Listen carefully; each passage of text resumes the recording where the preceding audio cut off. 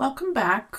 We're going to start working on the eyes, and the first thing we're going to do is paint in some black pupils. I'm using just a small round brush and filling in a circle in the middle of each iris.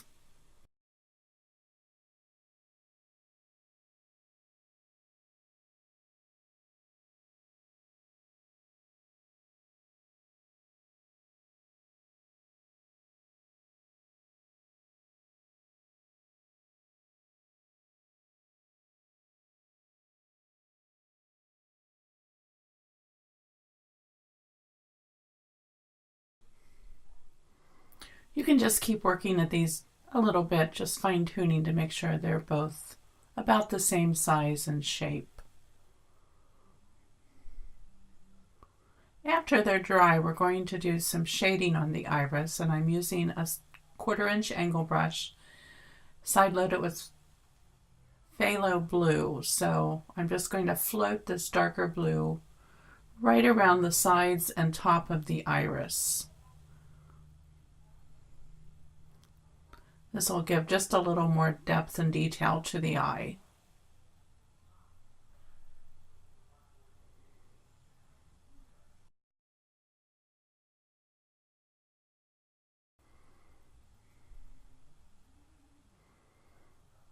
The next bit of detail will be to outline the eyes with black. I'm using a 20-aught liner, and you want to make sure your brush comes to a real fine point and your paint's slightly inky so it comes off very evenly. Work right up on the tip of the brush so that it's almost perpendicular to the surface so you get the finest line possible. You're going to go around each eye and across the bottom lid. And I'm pulling those black lines out just a little bit towards the cheeks at the bottom of the eye, outlining the nose and the mouth, just to add a little bit of crisp detail to the design. We're going to use the same brush and the black paint and do some little sweeping eyelashes. I always work from the side of the eye and fan these out, and I only go up to about the midpoint at the top of the eye. You can do some little short lashes on the bottom lid and then repeat that on the other eye.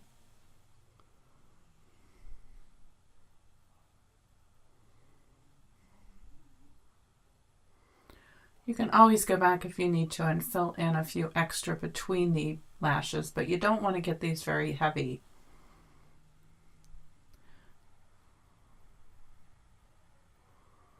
I'm outlining the iris again with black.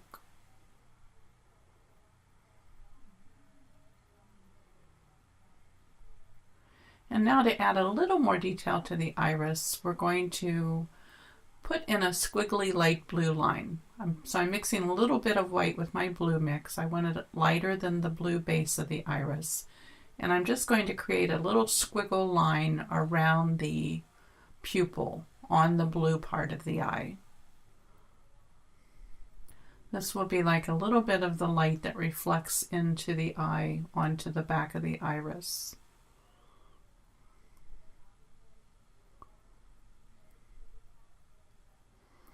Add a little water to your paint if you need to, if it's not coming off your brush very easily. You want it kind of inky, but not so wet that it puddles when you put it down. You want to be able to maintain the crisp detail. I'm going to highlight the eye with a couple dots on the upper right side of the pupil, and then I do some little straight slashes at the bottom left of the pupil, probably maybe 3 or 4 little lines. I'm going to highlight the nose with a couple dots. Again, we're using white. These are the white highlights. And the next thing we're going to do to add some more detail to the sun is put a grapevine band around between the rays and the face. I'm using a round brush, like a number 4, and I'm using burnt umber that I've added some water to make it inky so it flows off the brush. And I'm just randomly squiggling a line, a grapevine around the sun's face, and it's going to meander back and forth on the face and onto the rays and back. If you want to trace this line, you can, but I think it's much more graceful if you just do it freehand.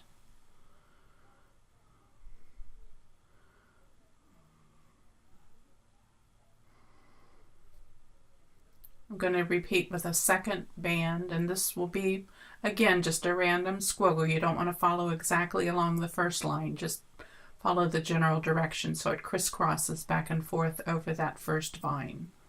And we're going to do this one again in burnt umber.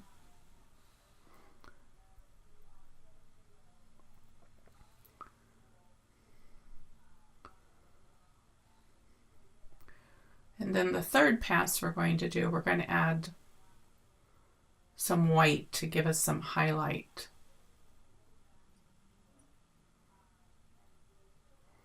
So just pick up that white. We're not blending it real smoothly into the brown. We're just, picking it up so we get a highlight of that white when we draw in this third row of vines.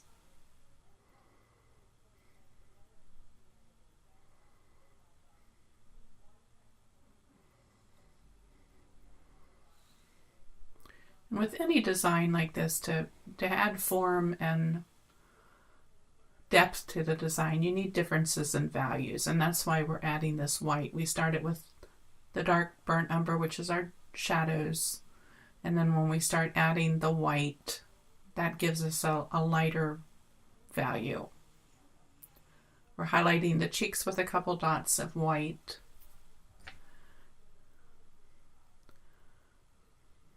And I'm going to just shade this divider line between the top and bottom of the sign. This is just a fake divider line. And we painted it in with a dark gray, and I'm running just a little band of black right at the top edge to give it a shadow.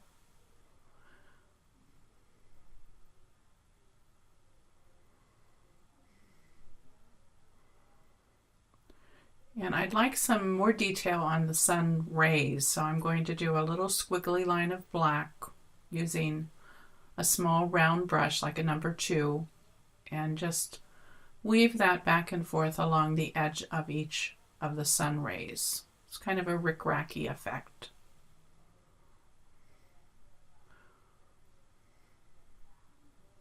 Reload your brush as you need it. You do need some water in this paint so that it flows off the brush. So it needs to be slightly inky. And we're just going to continue around and do this on all of the sun rays.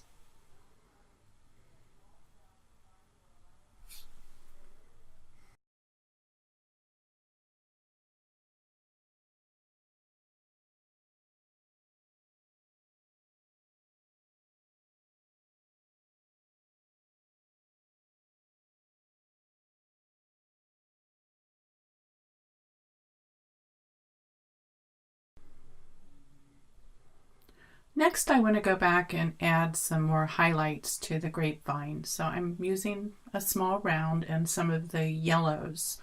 First with the Indian yellow, which is our orange yellow. And I'm just going along and hitting some of these grapevine edges with a little bit of this yellow to add some accent colors.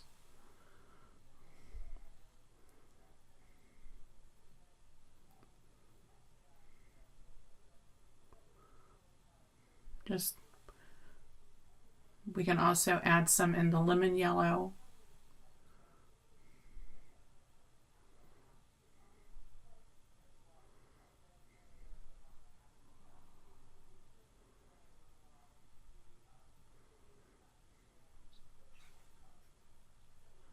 So just work back and forth between the two yellows. You're going to go around the grapevine wreath.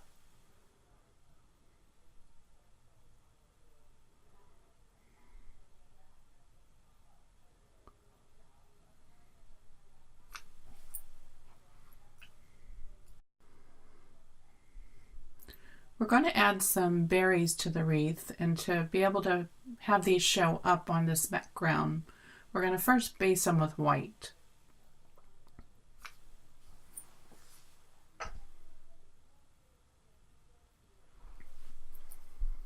So I'm using just a small round brush and filling these berries in.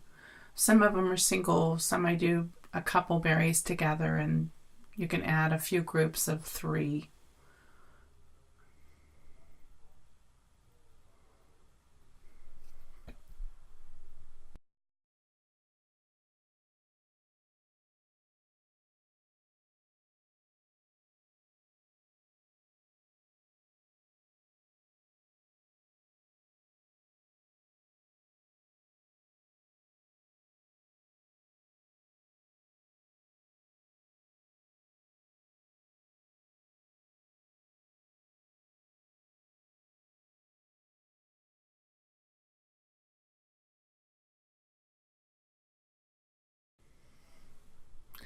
We're going to base the bottom part of the sign with white. I'm using a number 14 flat or a 1/2 inch flat would work, and then I'm just base coating this with one coat of opaque white.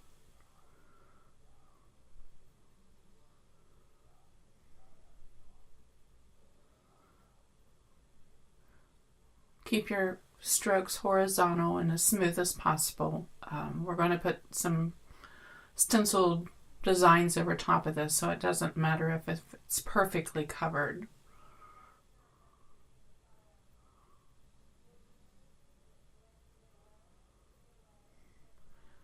Usually fill in the bottom up close to where I want to have a nice sharp edge, and then once I get up near that area, then I can be more precise on sneaking up on that line. So you just want to have a steady hand and slide the brush along it. You don't want too much paint on the edge of that brush because you don't want to build up a little lip. So that's why you want to kind of sneak up to that line. Never load your brush and go right up to the line first thing. Start down a little bit from the line and then work up towards it.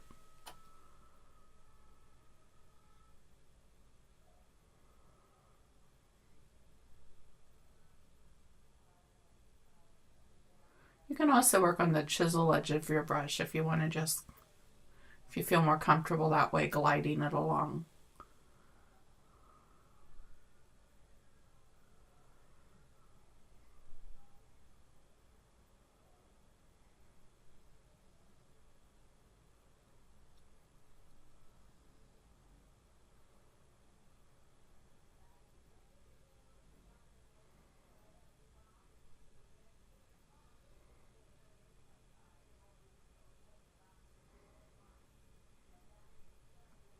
Just long sweeping strokes to keep your brush strokes to a minimum. And then don't forget to paint your edges.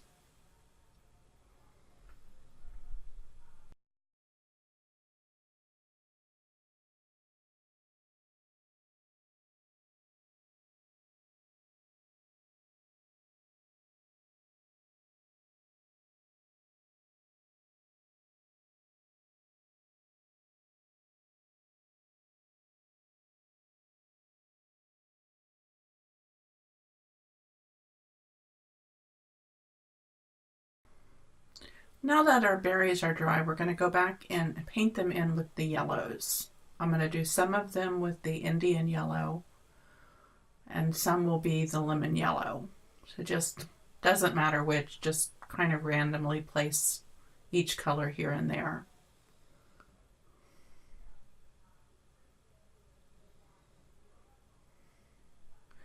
You may have to go over these a couple of times if the paint seems too thin, so just let them set up a little bit and dry, and then you can go back and add a second coat.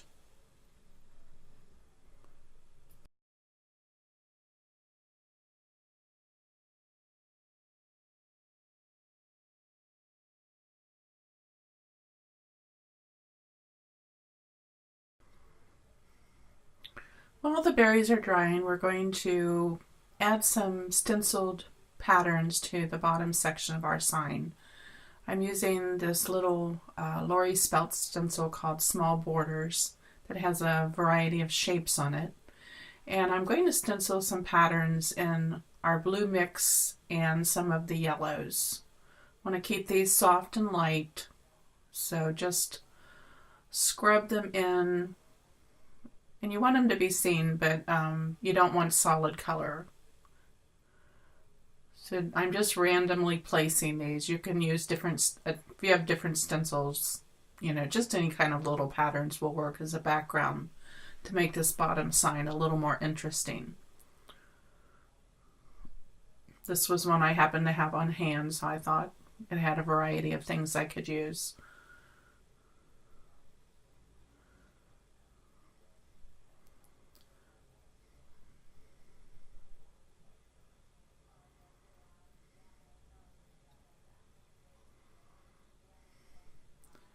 And I'm varying the angles of these just to add a little more interest.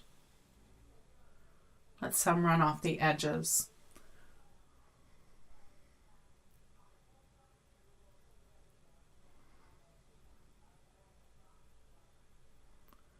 You can kind of see I'm just making this up as I go along.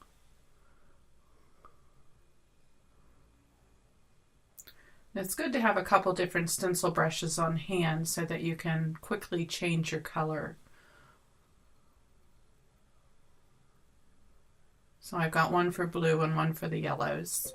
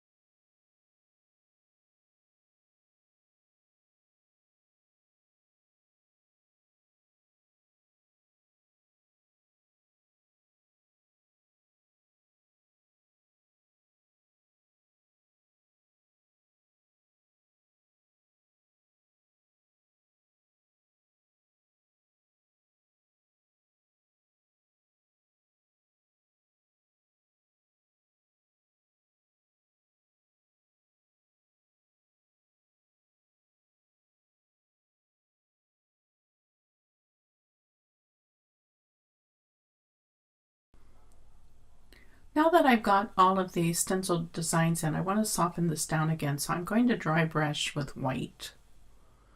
I'm just using like a 1/2 inch or number 14 flat shader and just lightly brushing white paint over top of the stenciled patterns just to set that back into the design. We're going to put some words over top of this, and I don't want the words to be competing too much with this background pattern. So just keep dry brushing the white over it till you feel like it kind of settles the colors into the background.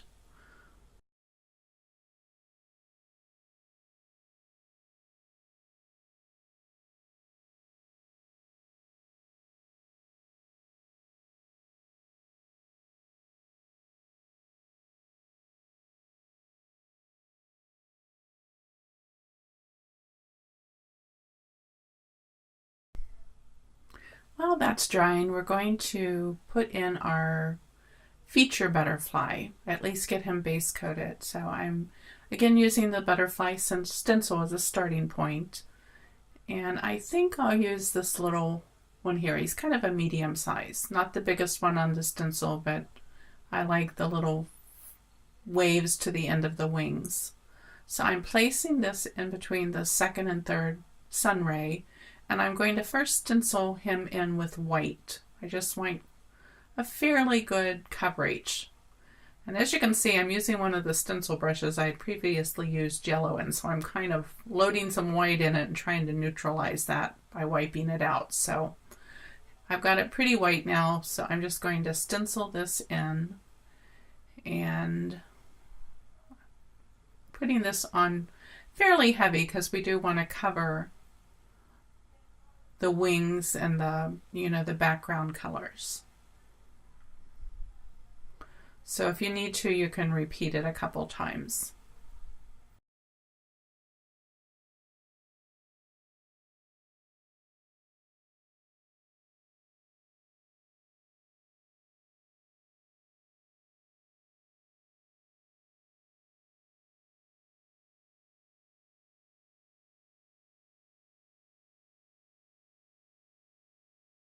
Okay, we're going to kind of work back and forth as things are drying. We'll go back to something else. And our berries are dry now, so we can go in and float some naphthol red or any bright red that you happen to be using. And I'm floating this using a 1/4 inch angle brush and brushing the paint down the left and bottom side of each berry. You want a little touch of that yellow base color showing through towards the top right side for your highlight. If you need to repeat some of these, if your color's not going on strong enough, just let it dry a little bit and then go back and add a second coat.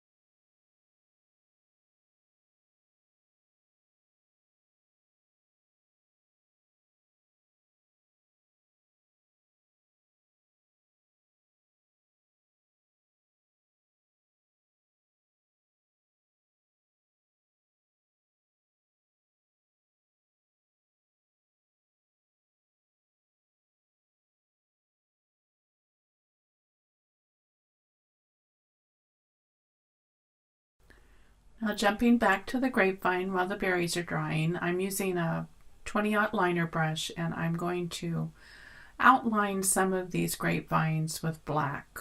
You want to keep this to a very fine line, and the purpose of this is just to give a little more detail to your vines. It makes them look more in focus and crisp. So you want your paint slightly inky. Mix a little bit of water in it and bring your brush to a nice fine point. And you can see I'm working right up on the end of my brush. It's very perpendicular to the surface, and that will help me maintain a very fine line. Very little pressure, and the brush just about straight up and down. It's hard to see this as I'm painting because my hand's in the way. You can't see the point of the brush, but as we get over to the other side a little bit, I think the angle of the camera will let you see a little bit more what I'm doing. I'm just meandering a little fine line around the edges of some of these vines to make them a little more in focus.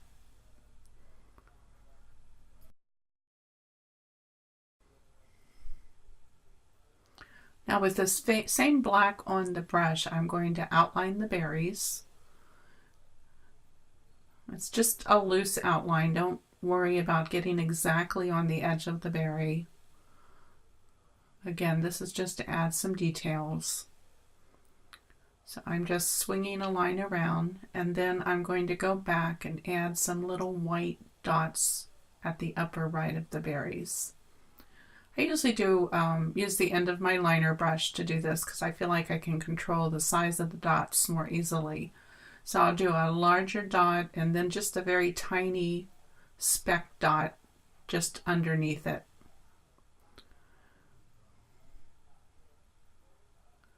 And then you're going to go back and add just a little fine crescent line at the lower left of each berry. This is like a little reflected light. It'll give the berries a real round appearance.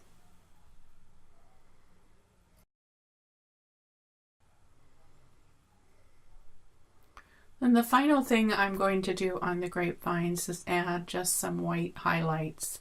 Again, like the black that we did along the edges made the vines more crisp. We're going to just add some little fine white highlight lines on top of the vines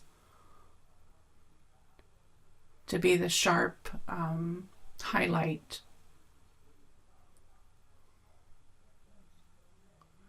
Again, these need to be very fine.